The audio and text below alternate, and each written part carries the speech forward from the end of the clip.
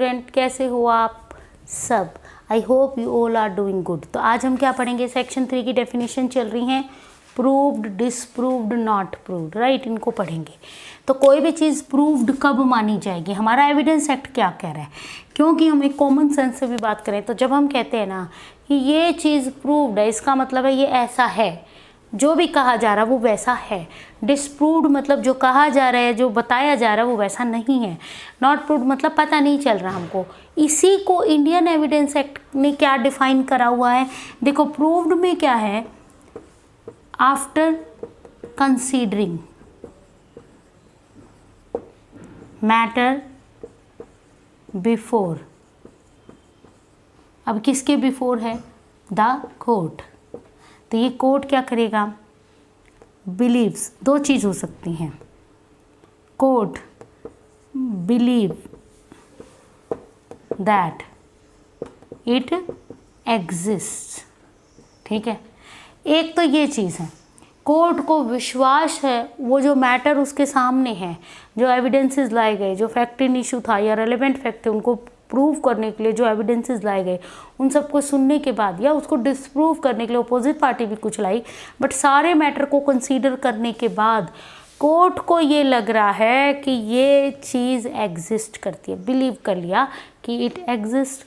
और मान लो वो ये 100% बिलीव ना भी हो तो वो क्या करे? और कंसीडर इट्स एग्जिस्टेंस सो प्रोबेबल, उसकी प्रोबेबिलिटी इतनी हाई हो एग्जिस्टेंस होने की, दैट ए प्रूडेंट मैन, कोई भी नॉर्मल इंसान, जो नॉर्मल समझ का इंसान होता है ना, वो प्रूडेंट मैन क्या करे? इन सर्कमस्टांसेस ऑफ पर्टिकुलर केस, सिर्फ उस पर्टिकुलर केस की बात हो रही है, सभी में नहीं ज़रूरी ऐसा हो। In circumstances of particular act to act on supposition that it exist, right. अब दो बात हो गई। देखो, एक तो कोर्ट ये बिलीव ही कर रहा है, यानी ये तो कोई डाउट नहीं है कोर्ट को, कुछ इफ एंड बट्स नहीं है, वो मान रहा है कि जो भी मैटर मेरे सामने है, मैंने दोनों पार्टीज़ की चीज़ों को सुन लिया है, एविडेंसेस को ले लिया है, and after considering them I believe that it exist. और उसकी एग्जिस्टेंस की जो प्रोबेबिलिटी है ना वो हाई है।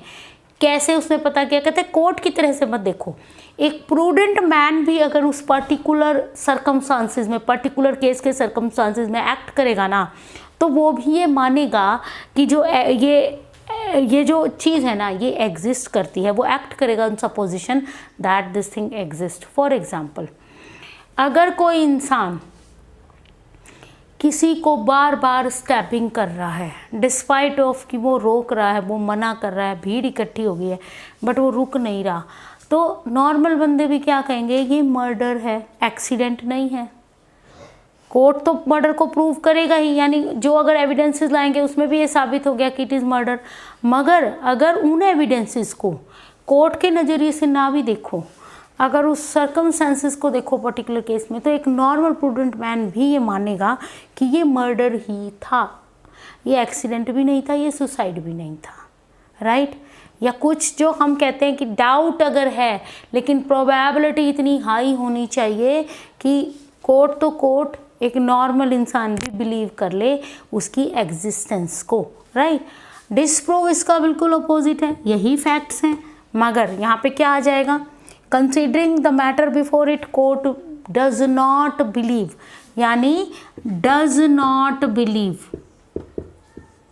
कि दैट इट एग्जिस्ट, और consider does not consider its existence so probable कि एक बंदा भी ये माने कि ये ऐसा नहीं होता। यानी जब ये ऐसा नहीं होता तो fact is said to be disproved, वो नहीं हुआ, डिसप्रूव हो गया। फॉर एग्जाम्पल, एक पर्सन के ऊपर मान लो मर्डर के चार्जेस हैं, थेफ्ट के चार्जेस हैं, और वो पर्सन ये कह रहा है कि उस पर्टिकुलर डे पे मैं उस स्पॉट पे था ही नहीं, में आउट ऑफ स्टेशन था एंड वो जो दूर था इतना कि उसकी प्रोबेबिलिटी यहाँ आने की इम्पॉसिबल, उसका वो एक्ट कमिट करना इम्पॉसिबल। तो क्या हो गया, डिस्प्रूव हो गया कि वो, मान लो कोई बंदा इस समय पे अमेरिका में है, इंडिया में मर्डर हुआ, इज़ इट पॉसिबल कि वो अमेरिका से इंडिया मर्डर करके चला जाए उस ड्यूरेशन में? नो। तो एक प्रूडेंट मैन भी यही कहेगा नो। कोर्ट के सामने जो एविडेंसेस हैं वो भी साबित कर पा रहे हैं कि नो। मगर मान लो पर्टिकुलर एविडेंस कोई और प्रोबेबिलिटी अगर भी देखनी है तो एक प्रूडेंट मैन भी कहेगा it is just impossible, he can not do the crime because at the time of crime he was somewhere else and his coming and going is impossible, कि वो आके मर्डर करके या थफ्ट करके या कुछ और करके चला जाएगा। तो डिस्प्रूव्ड हो गया ये फैक्ट बिल्कुल ही। एंड नॉट प्रूव्ड का मतलब है नीदर प्रूव्ड नो डिस्प्रूव्ड, कुछ भी नहीं हुआ तो वो ओपन एंड हो गया कि पता ही नहीं चल रहा कि ये फैक्ट डिस्प्रूव्ड है या प्रूव्ड है, यानी एग्जिस्टेंस और जो नॉन एग्जिस्टेंस है ना वो नहीं पता लग पा रही। तो हमारा जो, क्योंकि देखो जब एविडेंसेस लाए जाते हैं, सेक्शन 5 भी हमारा क्या कह रहा है, वो रेलेवेंसी को बता रहा है। तो वो कह रहा है कि सभी वो एविडेंस लाने पड़ेंगे किसी चीज़ की एग्जिस्टेंस या नॉन एग्जिस्टेंस को प्रूव करने के लिए, साबित करने के लिए लाओगे। तो वो जो एग्जिस्टेंस और नॉन एग्जिस्टेंस अगर क्या हो जाती है, एग्जिस्टेंस साबित होगी, नॉन एग्जिस्टेंस साबित होगी, यानी हम एग्जिस्टेंस का क्वेश्चन था ये प्रूव हो गया तो fact is said to be कि वो चीज़ एग्जिस्ट करती है। नॉन एग्जिस्टेंस अगर ये हो गया कि डिस्प्रूव्ड, वो एग्जिस्ट नहीं करती तो इट इज़ डिस्प्रूव्ड। मगर दोनों में से कुछ भी नहीं गया, ओपन एंड क्वेश्चन रह गया कि इट इज़ नॉट प्रूव्ड। जैसे कई बार क्या होता है, कोई एक बंदा अक्यूज़ पकड़ा गया लेकिन उसके खिलाफ कुछ भी साबित नहीं हुआ, वो तो छोड़ दिया क्योंकि बेनिफिट ऑफ डाउट दे दिया, ना तो वो प्रूव कर पा रहे हैं ना वो डिसप्रूव कर पा रहे हैं। Doubt is there, fully prove नहीं कर पाए, बियॉन्ड रिजनेबल डाउट कोर्ट ने कंसीडर नहीं किया, ना ही तो ऑल प्रोबेबिलिटीज़ पे, ना ही हिमसेल्फ ही बिलीव्स कि भाई ये ऐसा हो सकता है, डाउट इज़ देयर, और ना ही वो उसको डिसप्रूव कर पा रहे, ऐसा भी नहीं है वो नहीं है। तो कोई एक फैक्ट ऐसा है जो नॉट प्रूव्ड हो गया कि ये तो साबित ही नहीं हो रहा।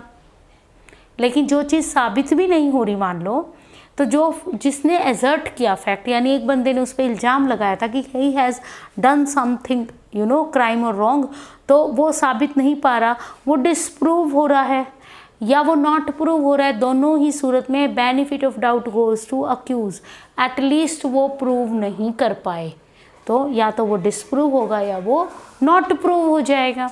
ओके डियर स्टूडेंट्स, तो हमारी ये डेफिनेशन यहीं पे ख़त्म हो रही है। Till then stay tuned and bye bye.